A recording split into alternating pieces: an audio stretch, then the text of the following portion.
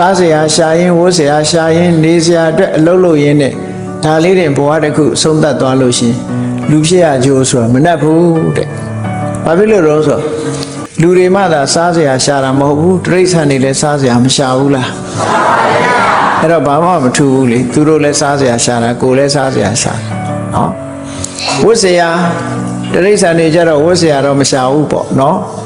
နေစရာရှာတယ်သူတို့လည်းအတိုက်တွေအမြုံတွေနေစရာရှာတယ်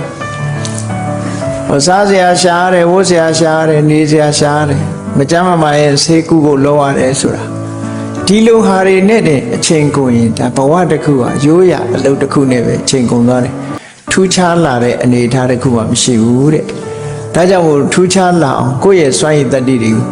တဘဝပြီးတဘဝမြင့်လာအောင်မြင့်တင်ပေးဖို့လိုအပ်တယ်အဲ့ဒါလိုဘဝတစ်ခုမှာ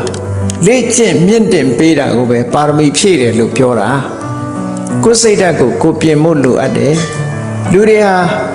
ဒီအကြောက်တရားတို့အမျှော်တို့ဟာ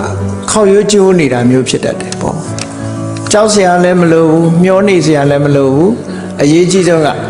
မျောလင်းချက်ထားလို့ရှိရင်အဲ့ဒီအတိုင်းဥတည်ပြီးတော့ဆန္ဒရှိရမယ်ကိုရှိတဲ့ဆန္ဒအတိုင်းလုံလဝိရိယနောက်ကလိုက်ရမယ်စိတ်ဓာတ်ချမ်းခိုင်မှုရှိရမယ်လုပ်ပြီးဆိုတဲ့အခါမှာစဉ္ញံတုံတရားရှေ့သွားရှိပြီးတော့လုပ်ရမယ်လို့ဒီလိုဆိုလို့ရှိရင်လူတွေရဲ့စွမ်းအားဟာပြည့်လာပြီးတော့အောင်မြင်ကြီးပွားခြင်းဆိုတဲ့အကျိုးတရားကိုမရဘဲမနေဘူး